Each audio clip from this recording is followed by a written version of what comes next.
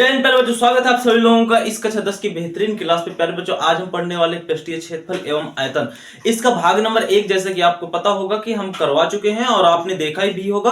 और भाग नंबर 2, आज भाग नंबर 2 के अंतर्गत प्यारे बच्चों जो कुछ शेष क्वेश्चन बचे थे, जो थोड़ा बहुत भी संभावना है, उन क्वेश्चनों को हम सॉल्व करेंगे। आज हम इस क्लास के अंदर मात्र 4 क्वेश्चनों को सॉल्व करेंगे और 4 क्वेश्चनों में से आपका 100% 2 क्वेश्चन बचे जाएंगे। और इसका अगर आपने भाग नंबर 1 नहीं देखा तो उसको भी देख लीजिए, क्योंकि ये पृष्ठीय क्षेत्रफल एवं आयतन 12 नंबर का बोर्ड एग्जाम में पूछा जाता है, इसलिए ये बहुत इंपॉर्टेंट चैप्टर है आपके लिए। तो लास्ट तक देखिएगा, क्योंकि बोर्ड एग्जाम जैसा कि आप जानते हैं कि बहुत ही नजदीक आ चुके हैं। आप यदि हमारे चैनल में नए हैं तो हमारे चैनल को सब्सक्राइब कर लीजिए और लाइक कर दीजिए, शेयर कर दीजिए। और जैसा कि आप जानते होंगे प्यारे बच्चों कि हम 1 मार्च से फिजिक्स और मैथ चालू करने वाले हैं, कक्षा 10 और कक्षा 11 और कक्षा 12 के लिए। तो फिजिक्स ले लिया है और उनको पेपर देना है अगले साल बोर्ड एग्जाम में, तो इसके क्वालिफाई करेंगे फिजिक्स में, कैसे हम अच्छे मार्क्स लाएंगे। तो प्यारे बच्चों, इसके लिए हम आपके सामने खड़े हुए हैं। हम फिजिक्स को एकदम जमीनी स्तर पर एकदम जीरो से समझाएंगे। और आप कक्षा 12 में हो, आपको फिजिक्स कुछ आती है या नहीं आती है, इससे कोई फर्क नहीं पड़ता है, आपको फिजिक्स समझ में आएगी, ये हमारा वादा है। तो आप जरूर उन बच्चों को शेयर कीजिएगा जो इस साल कक्षा 12 में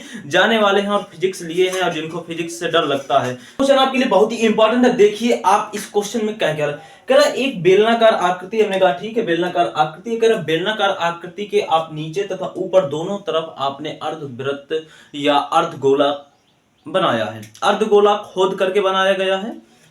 तो अब आपको इस आकृति को, ये जो नई आकृति बनी है, इस आकृति का संपूर्ण पृष्ठीय क्षेत्रफल ज्ञात करना। तो कैसे ज्ञात करेंगे, देखिए संपूर्ण पृष्ठीय क्षेत्रफल का मतलब होता है उस आकृति का पूरा बाहरी क्षेत्रफल, यानी उसका कुछ भी सिरा छूटना नहीं चाहिए। अब यहां पर देखिए, अगर इस बेलन का देखें तो बेलन का निचला हिस्सा और ऊपर का हिस्सा तो अर्धवृत्त बनाने के लिए खोद दिया गया है। यानी बेलन में जो नीचे एक वृत्त बना करता है, क्योंकि गोलाकार बेलन है तो बेलन के नीचे एक वृत्त बनेगा और ऊपर भी वृत्त बनेगा। तो अब अर्धवृत्त बनाने के लिए हमने इसको खोद दिया है। तो बेलन के ऊपर और नीचे वाले सिरे तो खोखले हो गए ना। उसकी जो लकड़ी थी, अगर वो लकड़ी का बना होगा तो उसकी जो लकड़ी थी वो तो बाहर फेंक दी गई वेस्ट के रूप में। तो क्या ये बेलन पूर्ण है? नहीं पूर्ण है ना। तो इसका संपूर्ण पृष्ठीय क्षेत्रफल नहीं निकालेंगे हम, इसका वक्र पृष्ठीय क्षेत्रफल निकालेंगे हम, ठीक है। और साथ ही इस अर्धवृत्त का भी वक्र पृष्ठीय क्षेत्रफल, अर्धवृत्त के पृष्ठीय क्षेत्र वक्र पृष्ठीय क्षेत्रफल को हम बोलते हैं पृष्ठीय क्षेत्रफल। इन दोनों का पृष्ठीय क्षेत्रफल, संपूर्ण पृष्ठीय क्षेत्रफल बेलन का क्यों नहीं निकालेंगे, क्योंकि खोद दिया गया है बेलन को। अब उसका ऊपर का तथा नीचे का हिस्सा तो गायब हो गया ना खोदने के चक्कर में। तो कहां संपूर्ण बचा? संपूर्ण बचा क्या? अब तो थोड़ा बहुत बचा है, बीच में जो ये लकड़ी बची है और ऊपर नीचे का तो ऊपर से गड्ढा ही कर दिया गया है, लकड़ी निकाल ली गई है। तो इसलिए यहाँ पर संपूर्ण पृष्ठीय क्षेत्रफल ना लगा करके वक्र पृष्ठीय क्षेत्रफल लगेगा। देखिए हमको त्रिज्या दे रखी है, अब जो भी त्रिज्या अर्धवृत्त की होगी वही त्रिज्या आपकी बेलन की होगी। ठीक है, बेलन की ऊंचाई है 10 सेंटीमीटर जो आपको दे रखी है। चलते निकालते हैं। तो इस आकृति का संपूर्ण पृष्ठीय क्षेत्रफल निकालने के लिए सबसे पहले हमको बेलन का पृष्ठीय क्षेत्रफल, यह वक्र पृष्ठीय क्षेत्रफल भी बोल सकते हो, और दोनों अर्धवृत्तों का पृष्ठीय क्षेत्रफल निकालते हैं। ठीक है, तो पहले बेलन का पृष्ठीय क्षेत्रफल या वक्र पृष्ठीय क्षेत्रफल भी बोल सकते हैं। ठीक है, वक्र पृष्ठीय ये क्षेत्रफल, वक्र पृष्ठीय क्षेत्रफल बेलन का क्या होता है, 2 पाई r h होता है।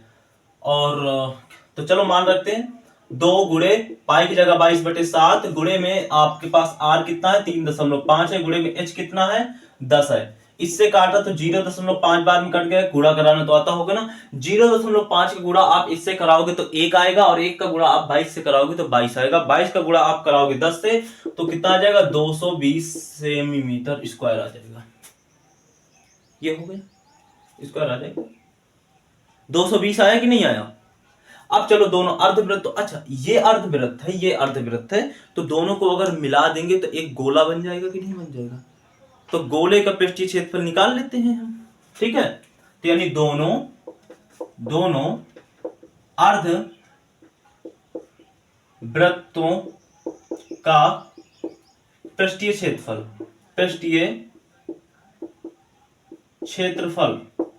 कितना होगा? इसका पृष्ठीय क्षेत्रफल होता है 2 पाई r स्क्वायर होता है।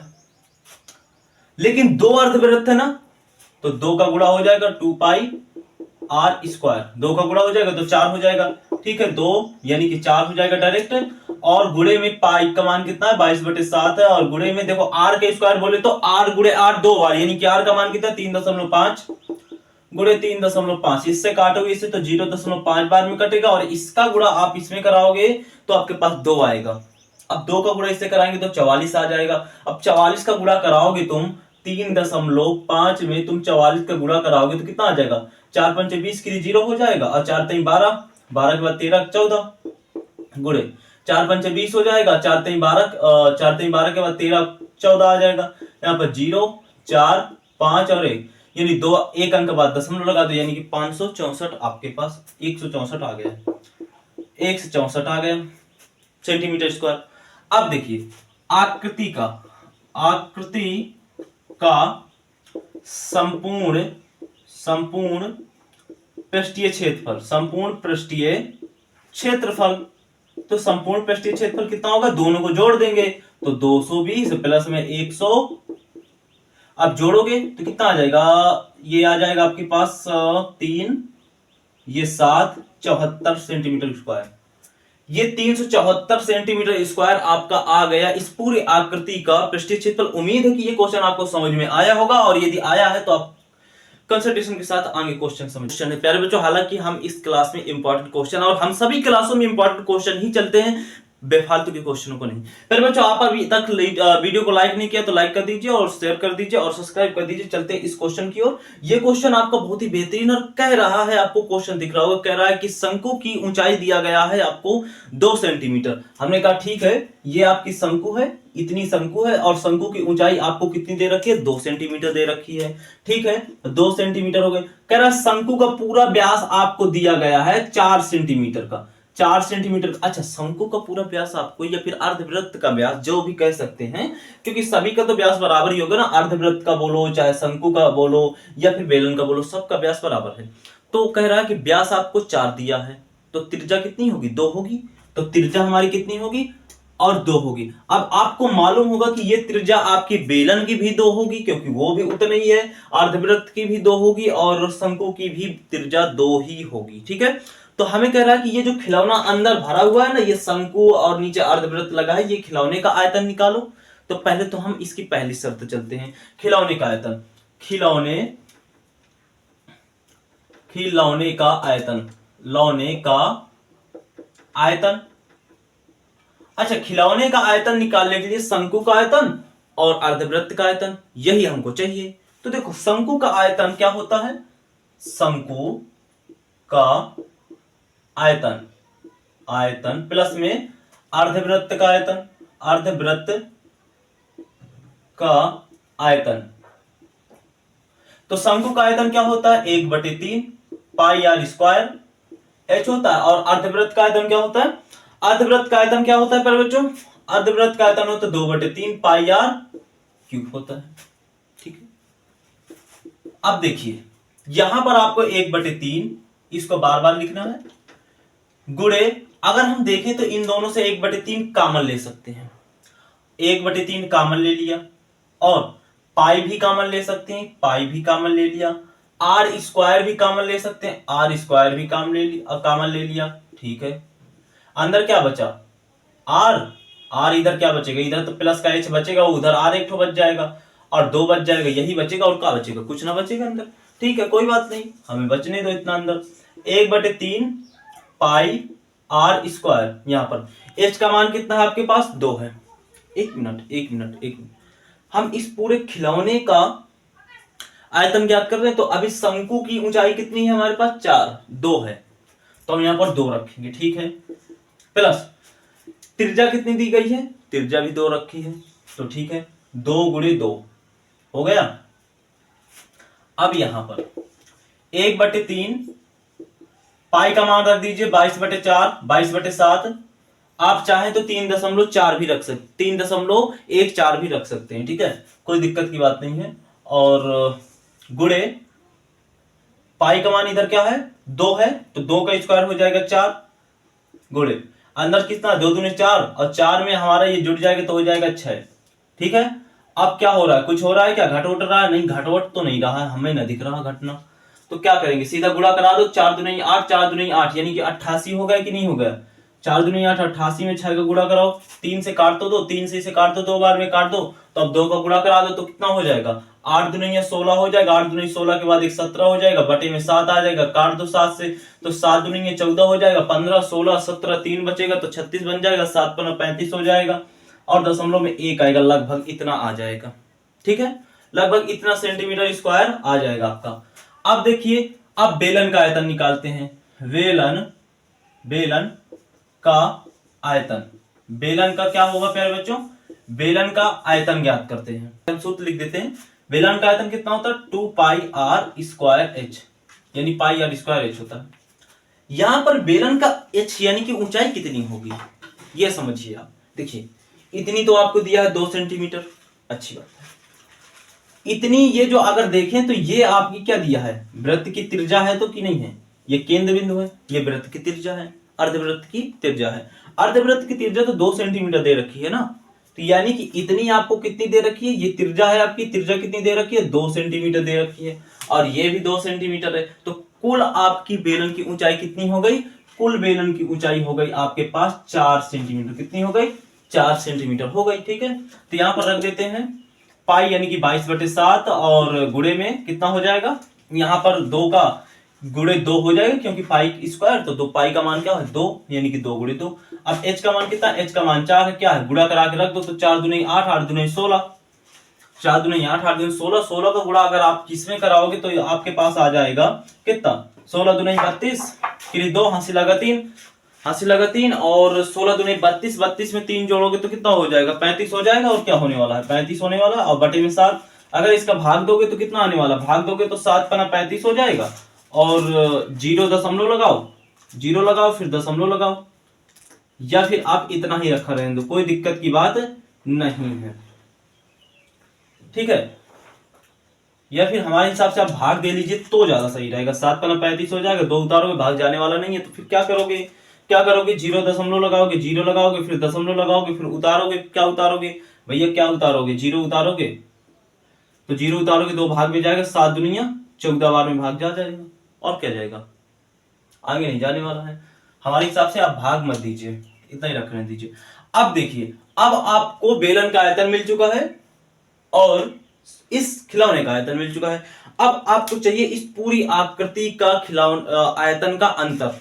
तो खिलौने, इस पूरी आकृति का अंतर यानी कि बेलन तथा खिलौने के आयतन का अंतर आपको पूछा गया, तो बताते हैं। देखिए, तो क्या लिखेंगे यहां पर, आकृति, अभिष्ट आयतन का अंतर, अभिष्ट आयतन, अभिष्ट आयतन भी कह सकते हैं प्यारे बच्चों, क्या कह सकते हैं, अभिष्ट आयतन भी कह सकते हैं। अभिष्ट आयतन बोले तो बेलन के आयतन में घटा देते हैं इस खिलौने के आयतन को, तो बेलन के आयतन कितना है, 35/2/7 माइनस का कर देते हैं किसको, क्या है भैया, शंकु का, इस खिलौने का आयतन, खिलौने का आयतन है 25.1, तो सीधा सीधा लिख सकते हैं 176/7 लिख सकते हैं।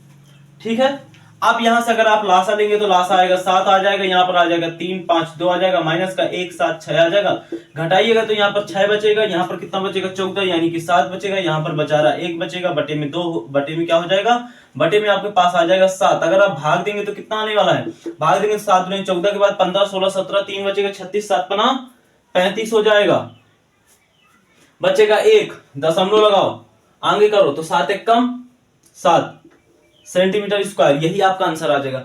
अब आप देख रहे होंगे कि ये बड़ा अजीब है, ये बड़ा अजीब है, आंसर तो उतना ही आ रहा है, यानी कि खिलौने का आयतन और बेलन के आयतन का जो अंतर है वो उतना ही आ रहा है।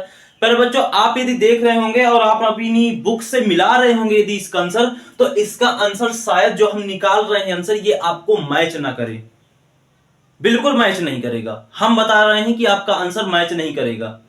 क्यों?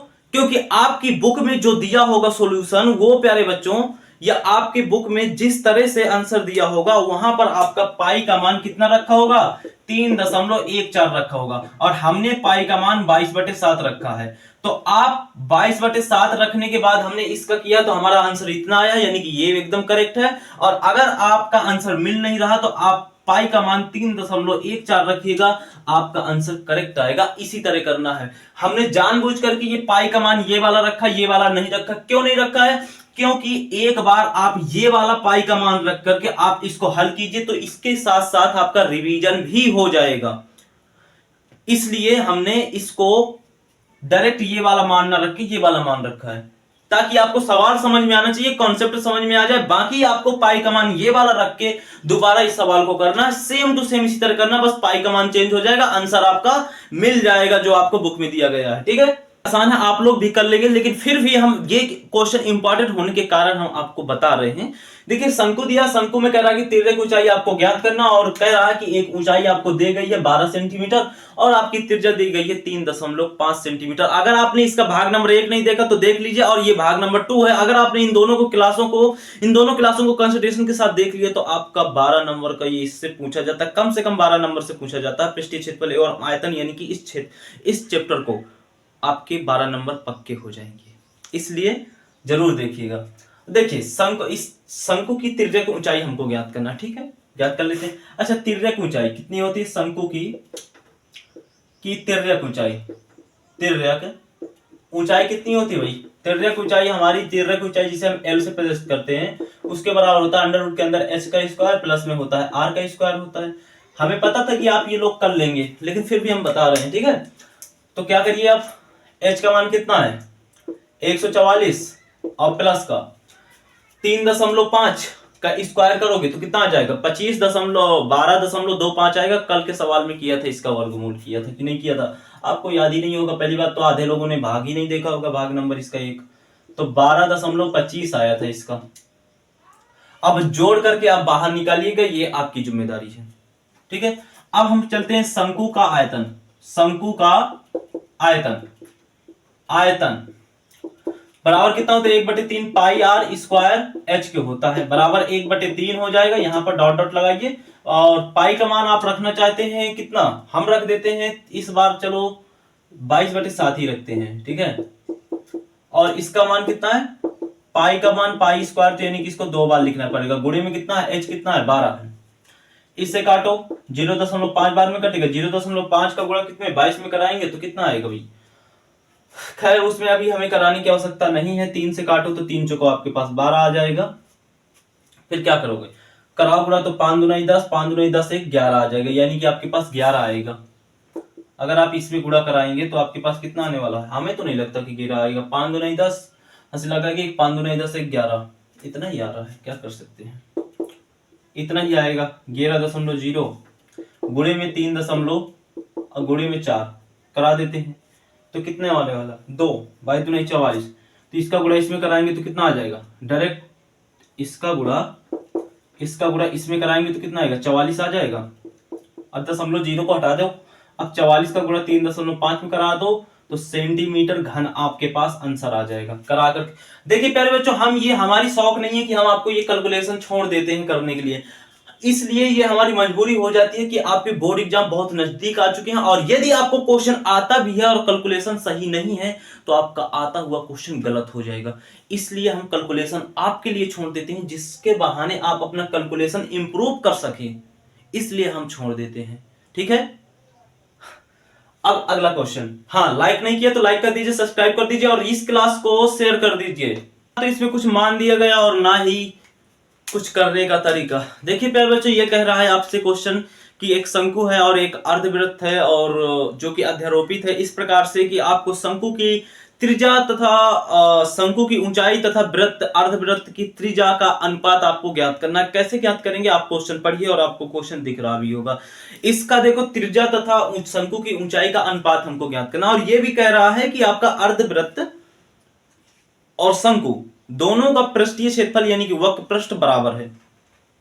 यही एक शर्त की वजह से हम इस क्वेश्चन को सॉल्व करेंगे। देखिए मान लेते हैं कि माना त्रिज्या बराबर मान लेते हैं आर cm, ठीक है, और ऊंचाई बराबर हम मान लेते हैं, ऊंचाई बराबर ये शंकु की ऊंचाई होगी, ये अर्धवृत्त की त्रिज्या होगी। हालांकि अर्धवृत्त की त्रिज्या हो या शंकु की त्रिज्या हो, दोनों की बराबर होगी, ठीक है। तो ऊंचाई हम मान लेते हैं hcm, ठीक है। अब चूंकि आपको शर्त के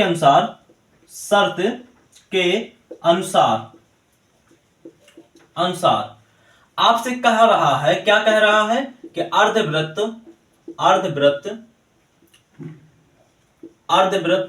का वक्र पृष्ठ या वक्र पृष्ठीय क्षेत्रफल या पृष्ठीय क्षेत्रफल भी बोल सकते, कई नाम है, बराबर है शंकु के पृष्ठीय क्षेत्रफल से, शंकु के वक्र पृष्ठ से, यानी अर्धवृत्त का पृष्ठीय क्षेत्रफल शंकु के पृष्ठीय क्षेत्रफल से या वक्र पृष्ठ से बराबर है, ये हमको दिया गया है। तो आप जानते होंगे कि अर्धवृत्त का पृष्ठीय क्षेत्रफल क्या होता है, 2 पाई आर स्क्वायर, शंकु क्या होता है, पाई आर एल होता है कि नहीं होता, होता है। अब चूंकि आप जानते हैं कि आर से आर हम काट सकते हैं, मतलब पाई से पाई काट सकते हैं, यहां पर बचा 2r स्क्वायर और यहां पर कितना बचा, पाई आर बचा, और हम एल की जगह रख सकते हैं अंडर रूट के अंदर h का स्क्वायर प्लस में r का स्क्वायर, क्योंकि होता ही है, चूंकि क्या होता है, l बराबर होता ही है, क्या होता है, अंडर रूट के अंदर h का स्क्वायर प्लस में आपका r का स्क्वायर होता ही है, बताने की आवश्यकता है। अब देखिए इस r से ये स्क्वायर कट जाएगा, इतना जानते तो इधर कितना बचा, 2r बचा, इधर बच गया अंडर रूट के अंदर h का स्क्वायर प्लस में हो गया r का स्क्वायर। अब इस अंडर रूट को अगर हम इस तरफ पक्षांतर करेंगे तो स्क्वायर के रूप में आ जाएगा, ये आप जानते होंगे, ये ऐसे आ जाएगा कुछ, ये कुछ ऐसे आ जाएगा, क्योंकि ये स्क्वायर को अगर आप उस तरफ पक्षांतर करेंगे तो ये अंडर रूट में पहुंच जाएगा कि नहीं पहुंच जाएगा, तो अंडर रूट को अगर हम इस तरफ पक्षांतर करेंगे तो स्क्वायर में क्यों नहीं पहुंचेगा, बताइए। अब ये इसका स्क्वायर होगा तो 4r स्क्वायर हो जाएगा, बराबर हो जाएगा h का स्क्वायर, और इसका हो जाएगा प्लस में r का स्क्वायर हो जाएगा, ये r का स्क्वायर इधर आएगा बेचारा, तो 4r स्क्वायर माइनस का हो जाएगा r का स्क्वायर, बराबर में हो जाएगा h का स्क्वायर, ये बेचारा घटेंगे तो कितना होगा, 3r स्क्वायर बचेगा, बराबर में h स्क्वायर बचेगा, h को बेचारे को इधर ले आओ तो क्या बचेगा, r स्क्वायर बटे में कितना बचा, बटे में आपके पास कितना बचेगा, बटे में बचेगा आर स्क्वायर, और इधर है 3, उधर कितना बचा था, h को ले आए थे तो h के गुणे में जो 1 था वो 1 इधर बचा था, इसको उधर पक्षांतर कर दीजिए, गुणे में है तो इधर बटे में पहुंच जाएगा, यहां से खत्म हो जाएगा। तो देखिए स्क्वायर भी बराबर है तो हम लिख सकते हैं, या इसको लिख सकते हैं r बटे में h के लिख सकते हैं 1/3, यानी कि हमारा r यानी त्रिज्या और ऊंचाई यानी कि h का जो अनुपात है, का अनुपात आ गया प्यारे बच्चों, अनुपात कितना आ गया, r अनुपात h बराबर कितना आ गया, बराबर आ गया 1:3 के, कितना आ गया, 1:3 के, यही आपका आंसर है। पहले बच्चों इस क्वेश्चन के साथ ये क्लास के जितने भी इंपॉर्टेंट क्वेश्चन थे समाप्त होते हैं। हाँ, और एक बात और, आपको एक क्वेश्चन दिख रहा होगा स्क्रीन पर, उस क्वेश्चन को आपको होमवर्क में करना है और कमेंट में जरूर बताना है कि ये आपको क्वेश्चन आया है या नहीं आया है। बहुत जल्द ही कुछ समय बाद आपकी चैप्टर 13 की क्लास आने वाली है, उसको जरूर देखिएगा, क्योंकि बोर्ड एग्जाम बहुत ही नजदीक आ चुके हैं। पढ़ाई कर लीजिए, 24 से 25 घंटे ही आपके पास हैं।